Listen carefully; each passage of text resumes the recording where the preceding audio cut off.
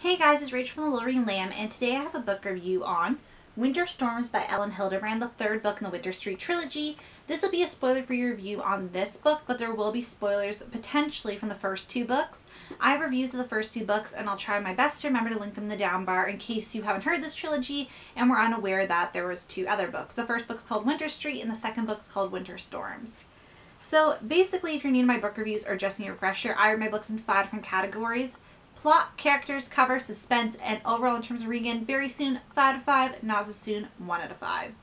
So this was the Winter Street trilogy, but now there's going to be a 4th book called Winter Solstice, and I believe it's set to be released next October. Usually these books are actually released in October, but I don't read them till December because they're usually set around Christmas time. But this one was a little different because it was set in the spring, the summer, autumn, and then winter. And there's very little in winter, which I think is why I didn't enjoy this book. It's actually my least favorite one in the trilogy, which is now a series, I guess. And I'm hoping Winter Solstice can kind of redeem it. I do love following the Quinn family, and I really love reading about them, but I just felt kind of let down because there wasn't as much Christmassy goodness in this. And I love these books because they are so Christmassy, and I'm in the mood for a story like that. So reading about the spring and summer, like, I love Elin Hilderbrand summer books, don't get me wrong, and you guys know I love them. One of them was actually included in my top favorite books of the year. But when I'm in the mood for a Christmas read, because this is a Christmassy book, I want that. So this book I gave a 3.5, in between a 3.5 and a 4 out of 5. I was kind of unsure how to rate this because I do want to give it a 4 because I do love this series, and I think it did make a lot of progress, and there was a lot of stuff I liked to see, and I can't wait for the next edition. But then there was some events that were just kind of bothering me. There was this love triangle that kept kind of going around, and it's been going in motion since the first book, and I thought the second book, like, kind of we've solved that issue, and it's brought up again, and it was really this one character storyline that was really bothering me, and something happened to, like, the patriarch of the family, Kelly, and it just was upsetting. That brings me to characters. I give a 3.5 out of 5.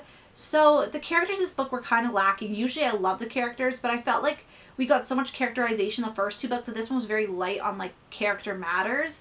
I really enjoyed seeing certain characters we haven't seen in a while, like Patrick, and we actually got an update on Bart, who is the son that was, I believe he was in Afghanistan and they hadn't heard from him. So we get to hear what's gone on with that storyline and stuff like that. So I really enjoyed that. And I love Kevin and Isabel. Like, I love their perspective. And we didn't get a lot of that this book, which was kind of a shame because I really do enjoy their perspective. Well, not their perspective, but both their perspectives in the book. So we didn't get a lot of that. And we got a big chunk of Ava. And Ava is a character who I have a love-hate relationship with. I feel like her storyline's been kind of just focused on relationships. Like, it's nothing really, like, this book focused on more than her relationships, but at the same time there was a big emphasis on that. And I just find this love triangle very exhausting that she found herself in, and it kind of put a damper on the book for me, I have to say. But I'm still gonna, like, when I go to read the trilogy and read the next book, I'm still gonna read this one, and maybe it might have a different, you know, outcome. But I don't know if it was my mood that was affecting it, because I did save it for after exams, but maybe I hyped up too much in my mind, and maybe it's better than I think.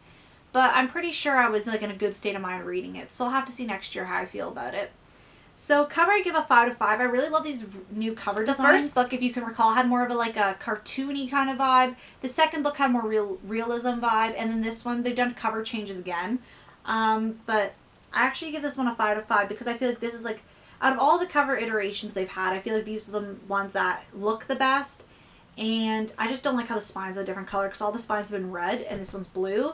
But if Winter Solstice is blue or a different color, that'll be fine. And yeah, I think this is just like a nice, crisp, clean cover, brings the winter feels, and is not too, like, in your face about the holidays. Also, I'm looking down my notebook if I keep looking down. Suspense, I give a 5 out of 5. I really wanted to know what was going to happen. Even though I didn't super enjoy the plot, I really wanted to know what was going to happen with the family, especially because when people were originally reading this in October when it came out, they didn't know there was going to be a next book, but since I was reading it later, I knew there was going to be a next book. So it's kind of interesting to see and read it and think in my head that this could have been the series ending when there's actually going to be another book. So I liked that. And overall, I give this book a 5 out of 5. I give it a 5 out of 5 for readability because I'm going to be rereading the series next year to read Winter Solstice, and I'm definitely going to read this. And sometimes, like, with series and rereading books, sometimes there's books, like, I don't super like in the series, but I'm still going to reread them if they're in the series to read the next book. And that's why I gave this mostly a 5 out of 5 for rereadability. If it wasn't part of a series, I'd probably give it a 3.5 for rereadability. But since it is part of a series I know for sure I'm going to be rereading next year, that is why I got a 5 out of 5. And this has been my review on Winter Storms by Elin Hilderbrand. This in no way, even though I didn't super enjoy this book, in no way did it hinder on the series or what I believe. What I feel about the series. It did not hinder on that at all. If you've read the series to this point, I definitely recommend giving this a go.